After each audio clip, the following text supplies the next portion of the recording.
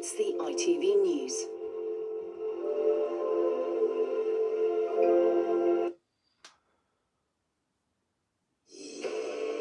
Burnham hits back with criticism and disappointment after the Labour Party blocked a potential return to Westminster for the Greater Manchester Mayor. There are now calls for an about-turn from Sir Keir Starmer. Also tonight, demands for Donald Trump to remove federal agents from Minnesota, a state and a country at an inflection point. Which side do you want to be on? The side of an all-powerful federal government that can kill, injure, menace, and kidnap its citizens off the streets? Or on the side of a nurse at the VA hospital who died bearing witness to such government? Thousands protest in Sussex after migrants are moved into an army base there.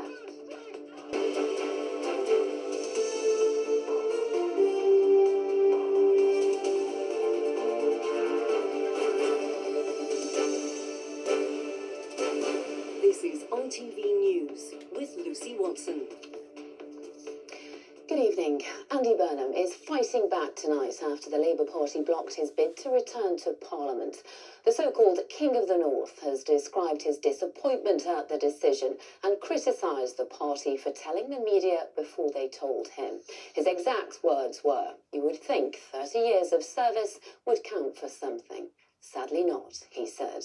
The Greater Manchester Mayor decided yesterday he wanted to stand in the Gorton and Denton by-election, which would have meant stepping down as Mayor, a move the National Executive Committee, Labour's governing body, deemed too costly. So Mr Burnham will stay as the Mayor of Greater Manchester, and for those close to the Prime Minister who feared Burnham's return would trigger a leadership challenge, that is some relief. Fred Dimbleby has the latest. It was only 20 months ago that Andy Burnham was elected for a third time as the Mayor of Greater Manchester. His campaigning on behalf of the region helped him become Labour's most popular politician, earning him the nickname the King of the North. But it is in the North and in that job where he will be staying, after Labour's ruling committee denied his request to run as an MP. In a series of posts on social media, he said he was disappointed by today's NEC decision and concerned about its potential impact on the important elections ahead. He then added, "PS, the fact the media was informed of the NEC decision before I was, tells you everything you need to know about the way the Labour Party is being run these days. You would think that over 30 years of service would count for something, but sadly not." Labour sources deny the media were told first, but within the party, already there is fury about today's ruling. To turn down somebody who's a good communicator but also a deliverer just does not make sense at all. We need to have Andy Burnham in Westminster. By 8-1, the Starmer-friendly NEC voted to block Burnham. The Prime Minister voted in favour. Lucy Powell, the deputy leader of the party, the only vote against. The government forced to deny this was a political decision to protect Starmer from one of his greatest rivals. It's nothing to do with Andy Burnham. It's because triggering a by-election for the Mayor of Greater Manchester right now would inconvenience 2 million people who live in that area, and Andy's only halfway through his term. Labour still need a candidate for the Gorton and Denton by-election. Voters there learning the news it won't be Andy Burnham. The other parties are going to put up some very strong candidates for this area because now they feel they've got a chance. Starmer's got too many people around him that want him to stay where he is, and he's a threat to him. The Prime Minister was at the football this afternoon, hoping for an Arsenal win. Instead, he saw a different opponent from Manchester steal the spotlight. So Fred, how much of a risk is this decision for the Labour leadership then?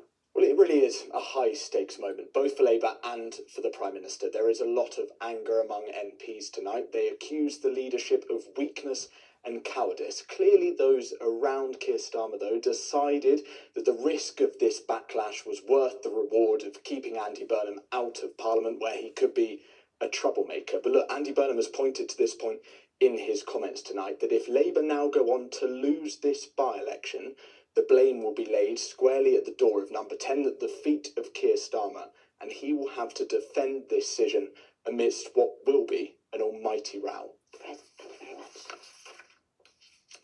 There is criticism from all sides tonight as the US state of Minnesota reels after immigration officers shot dead a 37-year-old nurse. Governor Tim Walz has called the moment an inflection point and demanded all federal agents deployed to the state by President Trump be withdrawn. Yesterday, Alex Pretty was shot multiple times by ICE agents as he tried to help a protester who'd been pushed to the ground. In a statement, his family says he was attacked by what they're calling Trump's murdering and cowardly ICE thugs. And a warning, this report from our US correspondent Dan Rivers contains audio from that attack.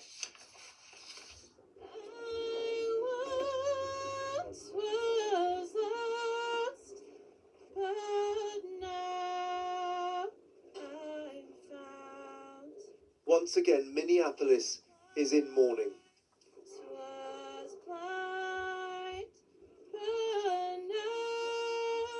Alex Pretty's death has left this community bereft. It's devastating. It could have been any one of us. It is all of us. It's horrible, horrible what's happening. I think we feel like we don't know what to do next. We don't know how to make this stop. But it feels good to know that I'm not alone. At the spot where he died, they offered their respect through the night, determined to show their solidarity. It's awful. It's awful. The American people don't want this. Minneapolis doesn't want this. Minnesota does not want this. Alex Pretty's last moments have now been meticulously analysed from multiple angles. Here you can see his pistol being removed by an ICE officer before he was shot. And here you can see he was facing away from the gun as the bullets were fired. Yet still tonight, the official account is that he posed a threat. He put himself where he did not need to be. He put himself in and put law enforcement officers in jeopardy through his actions. Alex Pretty was an intensive care nurse working with veterans. His words here resonating across the country. Today we remember that freedom is not free. We have to work at it, nurture it, protect it, and even sacrifice for it. His parents learnt of his death from a reporter. Their worst fears confirmed when they saw the videos. He cared about people deeply, and he was very upset with what was happening in Minneapolis and throughout the United States with ICE. At a protest today, the rhetoric was ever more confrontational. What side do you want to be on? The side of an all-powerful federal government that can kill, injure, menace, and kidnap its citizens off the streets?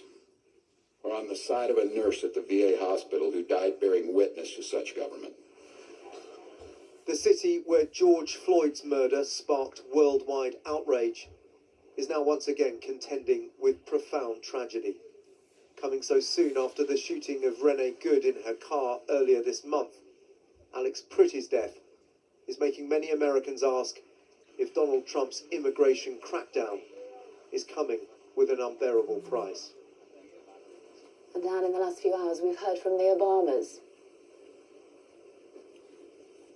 Yeah, that's right, Lucy. Barack Obama issued a statement accusing the Trump administration of being eager to escalate the situation, saying that they were offering explanations not informed by serious investigation, contradicted by video evidence. And it's not just those on the left in America who are concerned.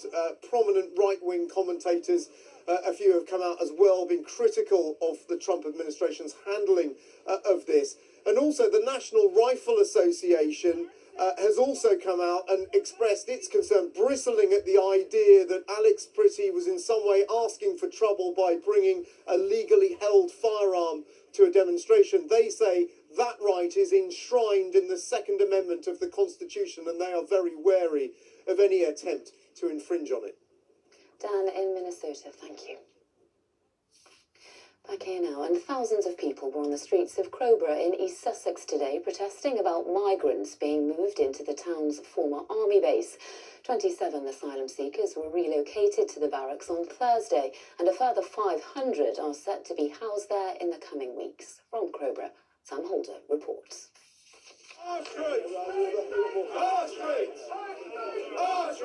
Crowborough has become a lightning rod.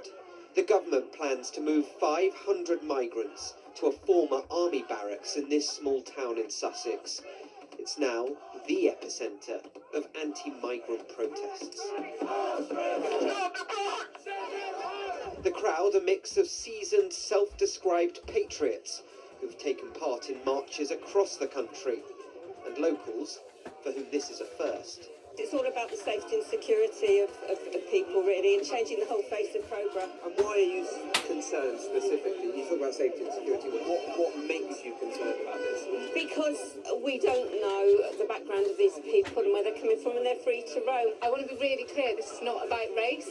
It's about the appropriateness of putting 600 unemployed, undocumented men half a mile from my children. There's no evidence that planned migrants are dangerous, but in Crowborough that fear is widespread.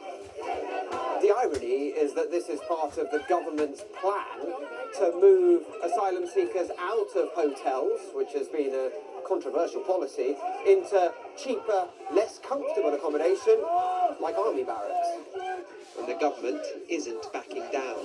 I do understand that strength of feeling, but for the housing of asylum seekers, military sites are very much part of that solution, and they are the right way forward. So I will defend that decision.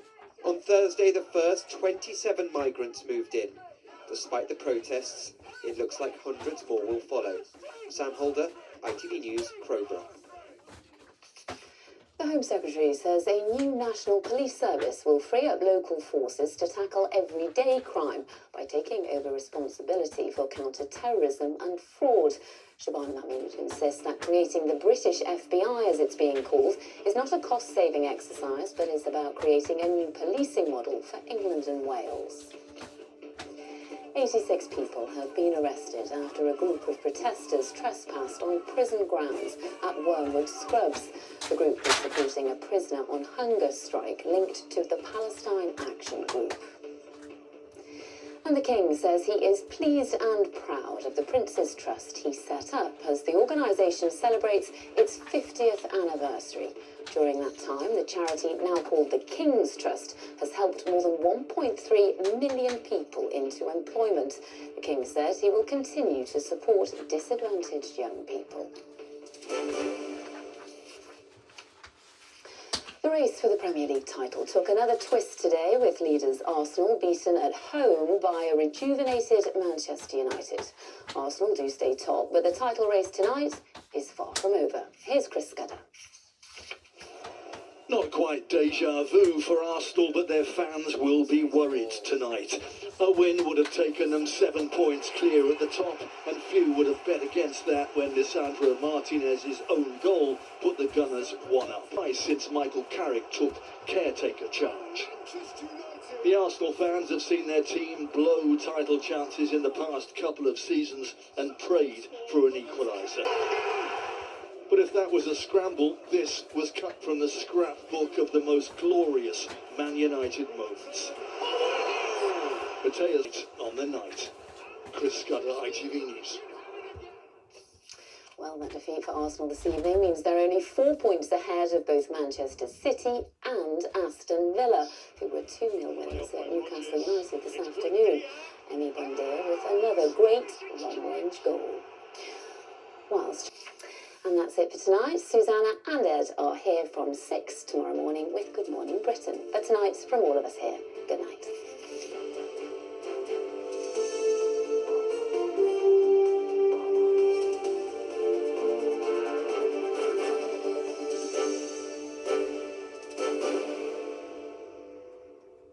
If you have a problem